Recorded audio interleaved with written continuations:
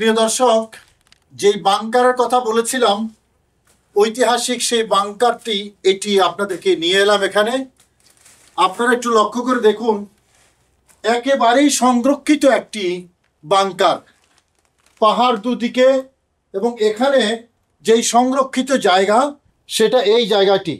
আগে যেমনটি বলেছিলাম, যারা সারা পৃথিবী থেকে উহুদের জিয়ারতে আসে তারা শুধু উহুদের ময়দান এবং পার্শ্ববর্তী পাহাড়টা দেখেই ওনারা চলে যান, কিন্তু তার পেছনে যে আরও বিশাল ইতিহাস লুকায়িত আছে এটা অনেকেই জানেন না। আমরা আপনাদেরকে সেই জায়গাটিতে নিয়ে এলাম। এই মেহরাজকে মেহরাজে গরবিও বলা হয়। মেহরাজে গরবি মানে পশ্চিমের মেহরাজ। এখানে পূর্ব দিকে আরেকটা মেহরাজও আছে যাকে বলা হয় মেহরাজে শরকি, সেটি আরও সুন্দর। তবে হজরত আলী রাদিয়াল্লাহু তাআলা আনহু মেহরাজে গরবি থেকেই প্রিয় নবী রসুল করিম সাল্লাল্লাহু আলাইহি ওয়াসাল্লামের জন্য পানি নিয়ে গিয়েছিলেন। প্রিয় দর্শক, মেহরাজে গরবি থেকে এবার আমরা আপনাদেরকে নিয়ে যাব মেহরাজে শরকির দিকে। আমরা গাড়িতে করে এগিয়ে যাচ্ছি, দুই দিকে দুই পাহাড় দেখছি, এবং আমাদের নজরে আসলো আরও কিছু পাহাড়ের উপর খোদাই করা লেখা। প্রিয় দর্শক, এই লেখাগুলো ১৫০০ বছর আগের প্রাচীন লেখা। সেই লেখাগুলো এখনও অক্ষত অবস্থায় আছে। আশা করছি মহান রব্বুল আলমিন আহকামুল হাকিমিনের অপার মহিমায় এই লেখাগুলো কেয়ামত পর্যন্ত, প্রজন্ম থেকে প্রজন্ম পর্যন্ত দেখার সুযোগ থাকবে এবং ইসলাম ও ইতিহাসের ঐতিহ্য বহন করে থাকবে। কিছুদূর যাবার পর মেহরাজে শরকির মূল প্রবেশ পথে গাছের একটি গেট দেখে আমরা অভিভূত হয়ে গেলাম। এত সুন্দর করে সাজানো গাছ, মনে হচ্ছে সাজানো একটি গেট, অথচ এটা প্রাকৃতিকভাবেই তৈরি। নান্দনিক এই গেট পেরিয়ে আমরা পায়ে হেঁটে সামনের দিকে এগুচ্ছি। প্রিয় দর্শক, সৌদি আরবের অনেক উদ্ভিদ বিজ্ঞানী লিখেছেন উহুদ পাহাড় সৌদি আরবের অন্যান্য পাহাড় থেকে আলাদা। তার অন্যতম কারণ এই পাহাড়ে কমপক্ষে ৪০ রকমের বিভিন্ন জাতের প্রাকৃতিক গাছ আছে।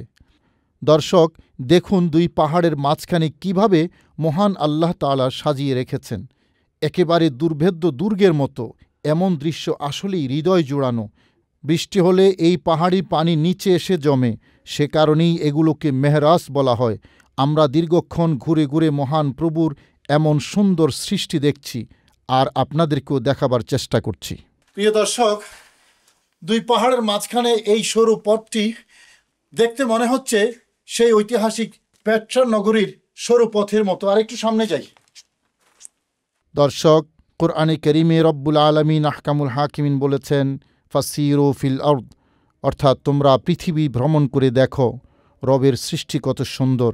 আসলে এই সুন্দর সৃষ্টি দেখলে মহান রব্বুল আলামিন আহকামুল হাকিমিনের প্রতি যে কারো ঈমান আরও শক্তিশালী হয়ে যায়।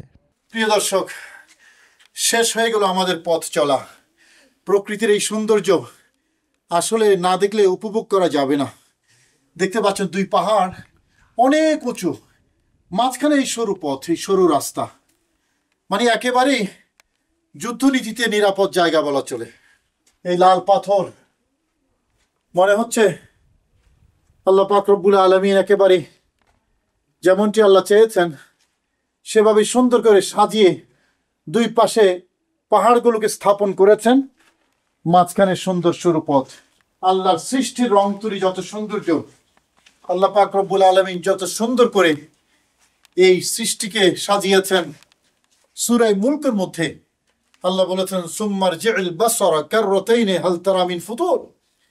একবার নয়, আবারও তাকাও, বারবার তাকাও, দেখো আল্লাহর সৃষ্টির মধ্যে কোনো ধরনের অসঙ্গতি আছে কিনা। এই সুন্দর জায়গায় এসে আমরা আমাদের অন্তরের গহীন থেকে সাক্ষ্য দিচ্ছি, নিশ্চয়ই আল্লাহর সৃষ্টির মধ্যে কোনো অসঙ্গতি নাই। আল্লাহ পরিপূর্ণ সৃষ্টি এবং পরিপূর্ণভাবে আল্লাহ পাক রব্বুল আলামিন তার এই সৃষ্টি জগৎ সাজিয়েছেন।